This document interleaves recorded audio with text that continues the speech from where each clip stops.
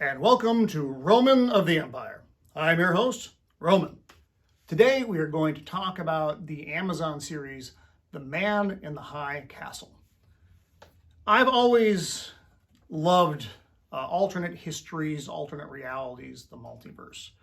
I was first introduced to this, like I think probably a lot of people, in the Star Trek episode Mirror Mirror.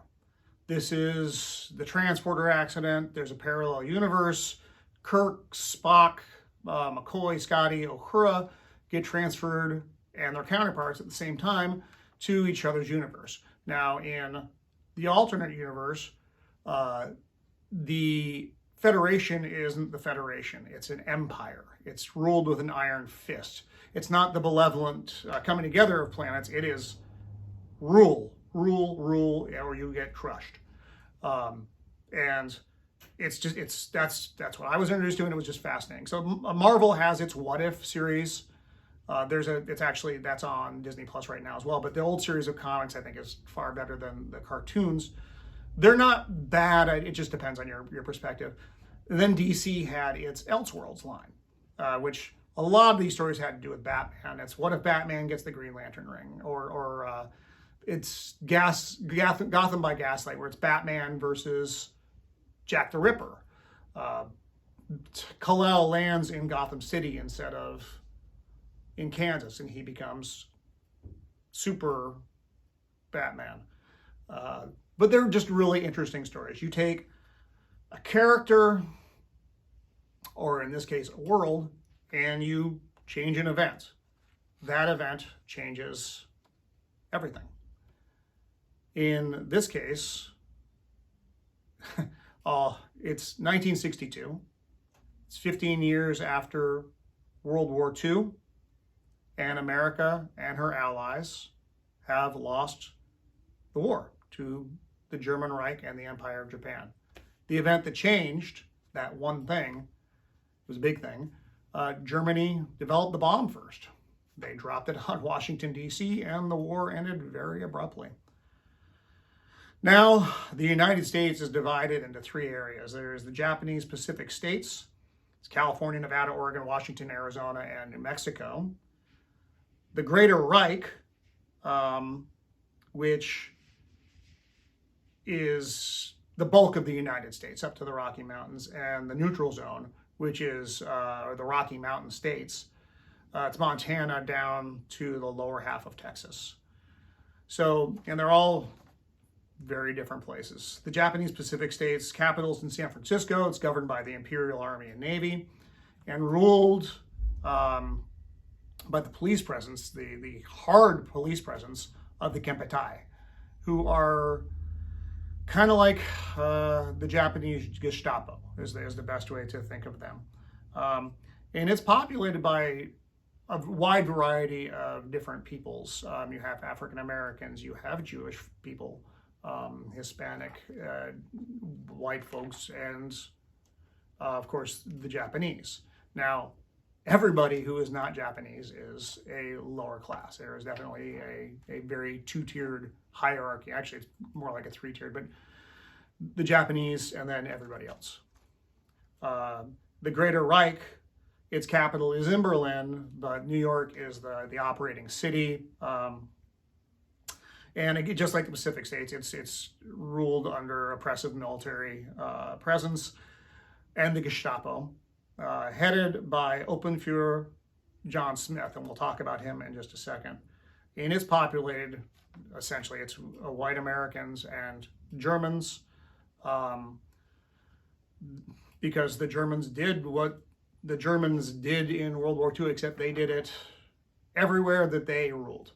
So if you think about the implications of that, the terrifying implications of that.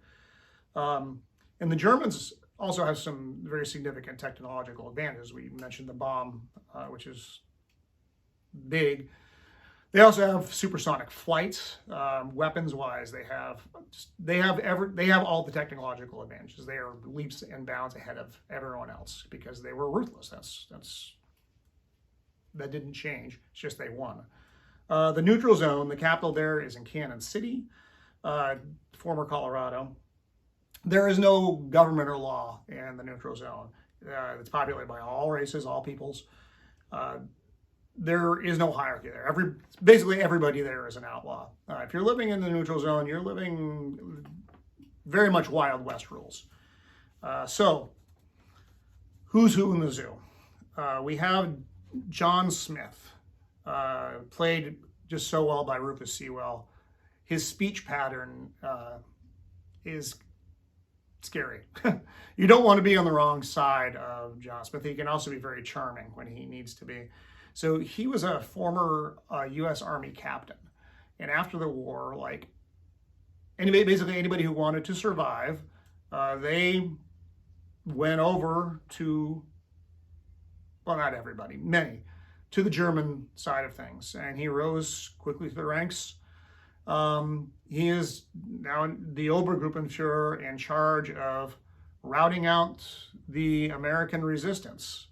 And he's headed, I guess, as I mentioned, in New York. And he's a terrifying man.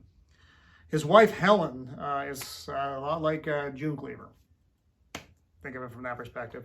His son, Thomas, is very much his father's son. Not Captain Smith, but Obergruppenführer Smith. This is the world he was raised in. And so this is how he's come up. This is the Hitler youth everywhere. His daughter, Jennifer, she's not like Thomas. She likes to listen to outlawed music and dance and all of that stuff. She's younger, but she hasn't fully bought in or doesn't fully understand the implications of her actions in this brave new world, this horrible new world. You have Juliana Crane. Juliana is the heart of the story. Everything that matters to her matters to you, the viewer, and her actions impact just about everybody else. She's kind of a no one in San Francisco. Then she becomes the inadvertent courier of a film canister labeled "The Grasshopper Lies Heavy." We'll talk about that in a second. That, for her, changes everything. Her boyfriend, Frank, is an artist. He's Jewish. They live in San Francisco, as I said, so he can live there. They aren't allowed to practice, though, not openly. And he has turned his artist abilities into making replica guns, like Wild West type things for the Japanese. They love Americana. They'll talk a little bit more about that in a second. There's Joe Blake. Joe Blake is in New York. You see him interact with John Smith. Joe Blake is nothing like he seems. He's a very important character to both Juliana and to Obergruppenführer Smith. And he has an interesting journey, which I'm not going to spoil for you. I don't know if Joe, certainly early on, really knows who he is. He finds out who he is. He's an interesting character. Inspector Keto is John Smith's counterpart in the Kempetai. He is a man, very black and white interpretation of rules. You're either in the right or you're in the wrong. And if you're in the wrong, he is going to come down on you heavy. And he commits some very horrible acts in the first couple episodes, and you don't like him. There are points where you sympathize with him, but certainly not earlier on. Not a good fellow. Robert Chilton, he's an American antique dealer in San Francisco. He ends up working with Frank later on in some other things that I don't want to spoil, but Frank's artistic abilities come in handy in the selling of Americana, which may or may not be authentic. It depends on whose eye is beholding it. And he very much idolizes Japanese culture. He thinks their structure and organization, he finds they are far superior. And then the most important character who you see the least of is Hawthorne Abinson. He is the man in the high castle. He is the one who is assembling these films, The Grasshopper Lies Heavy. He knows what they mean. What are the films? The films show America and her allies winning the war. It's the iconic images of Berlin blowing up, the bomb being dropped. They're not fake. They're not propaganda. They weren't manufactured. These are legitimate, real films. Somewhere, somehow, in another reality, we won. And Hawthorne knows that by distributing these films, by people seeing them, they didn't win in their world, in their reality, but it might inspire them to not give up. If we could do it there, they could do it here. So he knows that there are other worlds. And I won't spoil about how the back and forth, but that's where the movies are coming from. It's the alternate realities are an interesting thing to think about. The one choice that changes everything. So in this world is brutal. Unless you're a member of the ruling class, you live in fear. If they pluck you out for an interrogation, you're probably not going home. There are no individual rights, only what the state allows. And even if you're a member of the ruling class, it doesn't take much to find yourself out of favor and be disappeared or end up in a cell. The visual look of the series is fantastic. The changes to, it's the New York you know, but not. It's the San Francisco you know, but not. Berlin is completely different.